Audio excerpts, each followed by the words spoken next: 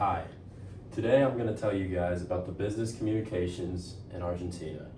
And my group is myself, Trenton, Graham, Kieran, Anna, and Sydney. In Argentina, communication is used for many different purposes and has many different applications in almost every way of life. There are many differences also when you compare Argentina to the United States. Some of these differences are kissing on the cheek whenever they're formally greeting someone in a business meeting, or opening every formal business conversation about culture.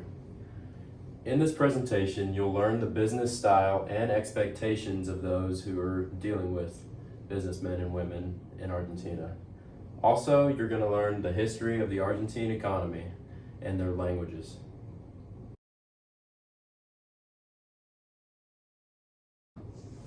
Etiquette in Argentina.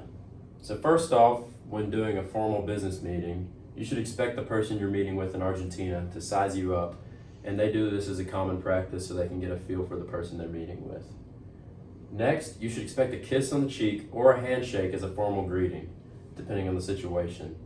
But as the meetings continue, expect for it to be a kiss on the cheek normally, as that's the most common greeting in Argentina, and that's how it is in formal businesses. You should also show up on time to every meeting you attend because it shows respect to the person you're meeting with. But don't always expect the Argentine person who you're meeting with to show up on time. Next, make sure you use all formal titles, as that shows a lot of respect in Argentina and they put a lot of emphasis on it. For example, licenciado represents any college graduate, and arquitecto is obviously an architect. First, when you're doing your meeting, don't expect to talk business. You want to talk first about small talk, family, food, culture, history, and much more. Also, business cards are not always used in Argentina. Don't expect to receive one. It just depends on how long you've known the person.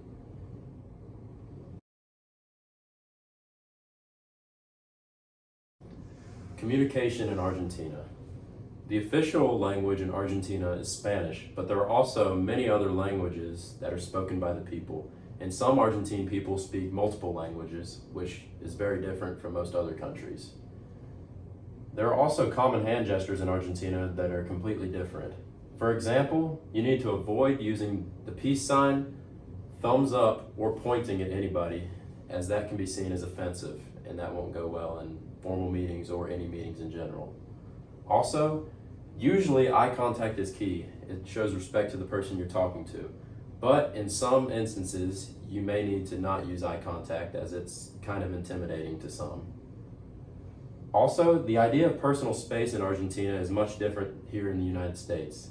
It is not uncommon for people in Argentina to stand closer than an arm's length apart from you when they're talking to you.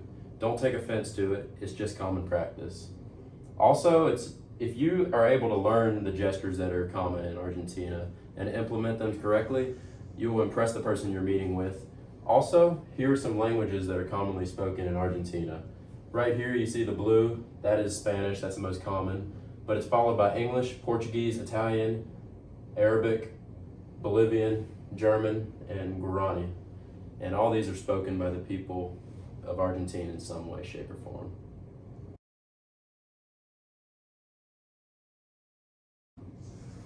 Personal finance in Argentina.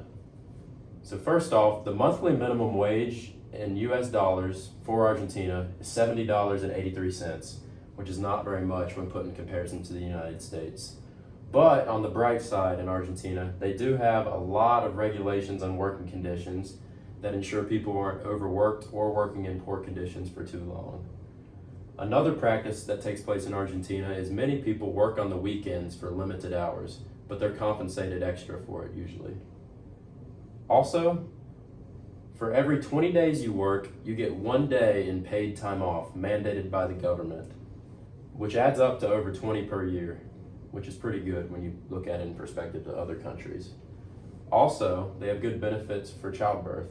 So 45 days before the mother gives birth, they'll have that time off, as well as the 45 days after time they give birth. And this is only the minimum.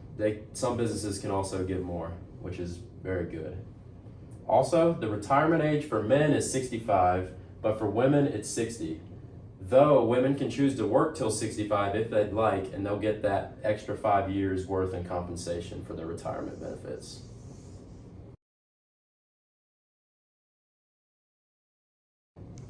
Business influences. So first off, a rapid reorganization of the Argentine economy took place in the early 90s, and this changed a lot of things very quickly. There was a decrease in inflation and the creation of plenty of new businesses that caused an increase in business with other countries with Argentina. Through this, there was also the introduction of democracy, which obviously has great impacts on business. Next off, there was a recession that ended up causing a rise in unemployment overall in Argentina, which was not good. Though in 1991, a program called Mercosur was a union trade bloc with a few other countries in the area, and this helped to increase trade between those countries and improve the overall economic situation for Argentina. And overall, they used more strategies of outreach with better relationships with other countries and the business partners within Argentina, and this had a good impact overall.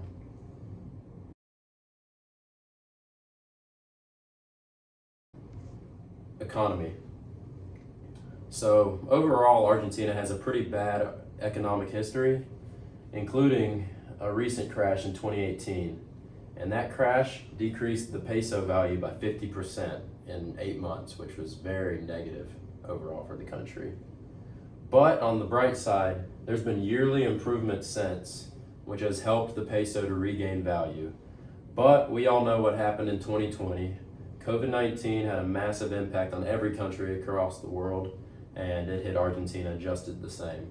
But thankfully, like in other countries, they had a pretty good response, and it was pretty quick as well through vaccines and funding from programs. And overall, through infrastructure and agricultural improvements, Argentina has been able to regain steam and rejuvenate their economy.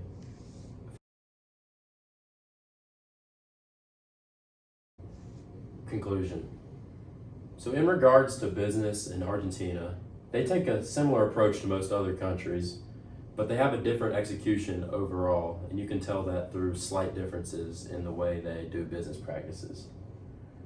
Overall, in their meetings with people, they're analytical, and they like to get to know the person before they're willing to do business with them. And this is something I think more businesses should do across the world. Overall, there's an appreciation of culture, family, and country history. And there's also immense benefits for all the Argentine workers, which makes for happy workers. And overall, the importance of learning differences is the biggest thing you should take away from this presentation. If you can learn the differences that we've displayed throughout this presentation and implement them into your business practices, you can have successful interactions with Argentine businesses, and it will benefit you greatly.